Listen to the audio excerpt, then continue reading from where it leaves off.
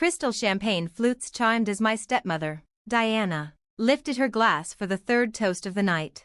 To my darling husband's retirement, she announced, her sequined gown catching the ballroom lights, and to finally selling this tired old company for something more exciting.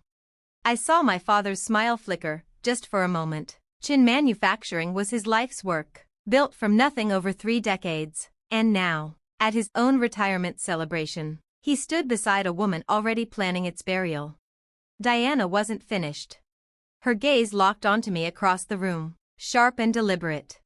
Of course, she continued brightly, some people believed they'd inherit the company. A soft laugh rippled from her lips. Poor little Alexandra, thinking daddy would hand over a multi-million-dollar business to someone who can't even keep a relationship alive longer than 6 months. The room went still.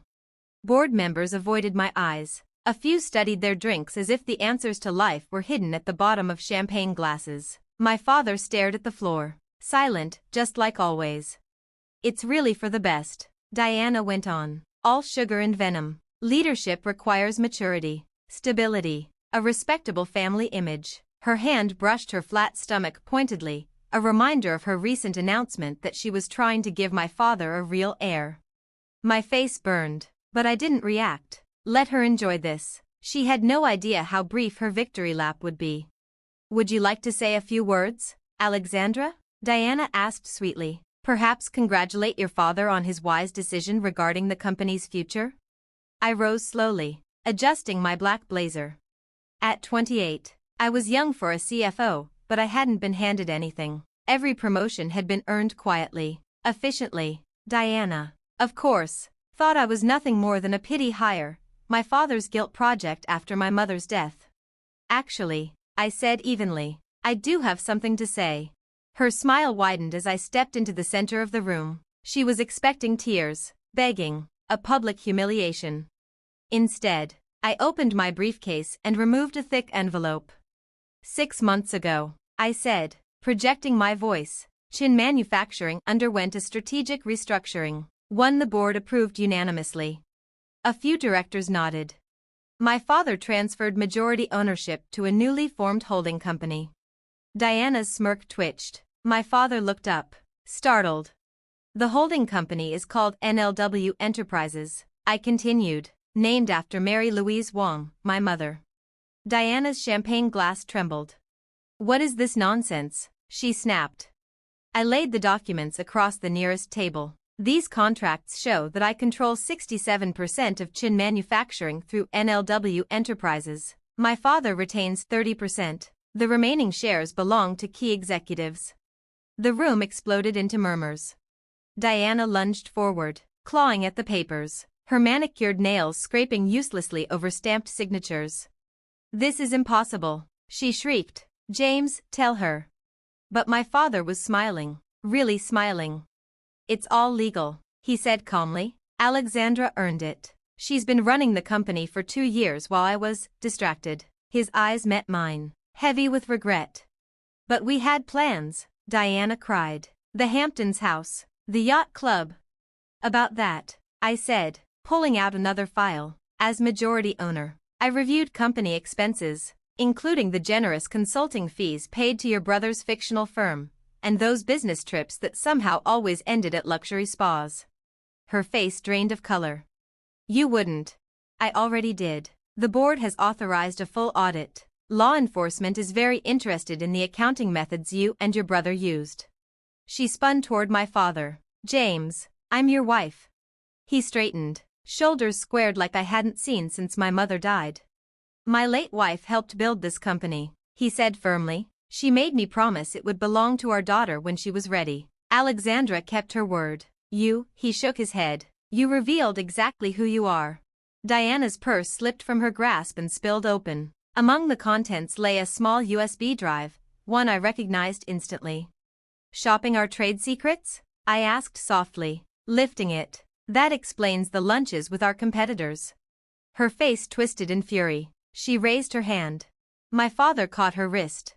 Security will escort you out, I said calmly. Your belongings will be screened for company property. And Diana, I smiled. That prenup you loved so much? It has a very interesting clause about corporate espionage. As security dragged her screaming from the ballroom, the room buzzed back to life. Board members congratulated me. Employees looked relieved. And my father pulled me into a tight embrace.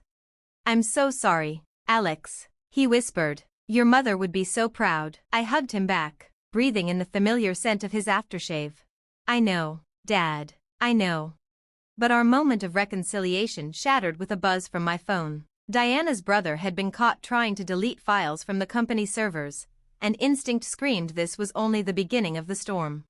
I touched my mother's wedding ring, hanging from a chain around my neck. "Ready for this?" Dad asked, squeezing my shoulder. "Lead the way, CEO," I said. As we strode to the elevator, Diana's shrieks echoed through the lobby. I didn't flinch. I'd learned from the best, my mother's ruthless business instincts, my father's brilliance, and even Diana's cutthroat ambition. Each had taught me lessons, and now it was time to show exactly what those lessons had forged. The morning after the retirement party, I arrived at Chen Manufacturing before sunrise. My father was already in his office, sorting through decades of memories. "Couldn't sleep either?" I asked, helping him pack a framed photo of him and Mom at the company's grand opening. "Been thinking about your mother," he said softly. "She always said you had her instincts. Watch out for that girl. She told me, she'll outshine us both someday." Before I could answer, my phone buzzed. Marcus, our head of IT security, was calling. "Miss Chen, we have a situation. Multiple unauthorized attempts to access our servers. You need to see this." Within minutes, I was staring at the screen, disbelief turning to fury. Someone had leaked confidential company emails to our biggest competitors. But this wasn't random, they were crafted to make it look like Chen Manufacturing was engaging in corporate espionage. "Diana," I muttered, "she's trying to trigger an industry investigation." "That's not all," Marcus said grimly. "She's also leaked documents claiming your takeover was illegal. The press is picking it up." Right on cue, my phone exploded with notifications. Tech heir and hostile takeover scandal. Family drama threatens industry giant. Dad's face fell. "Alex, I'm so sorry. If I hadn't." "No, Dad," I interrupted. "This isn't your fault, but I know whose fault it is." I pressed the intercom. "Janet, call an emergency board meeting, and get me Victoria Chen on the line." "Your cousin, the federal prosecutor?" Dad asked, astonished. I smiled grimly. Diana wanted to play dirty. Time to show her what that really means. Chaos reigned in the next few hours. Diana appeared on a morning news show, acting the part of the concerned wife flawlessly. "I just want to protect my husband's legacy," she said, tears perfectly timed. "Alexandra's hostile takeover has devastated him, and now, with these allegations of corporate espionage." But Diana had made a critical error. In her rush to destroy me, she'd used the stolen USB drive to access company files, leaving a digital trail straight to her.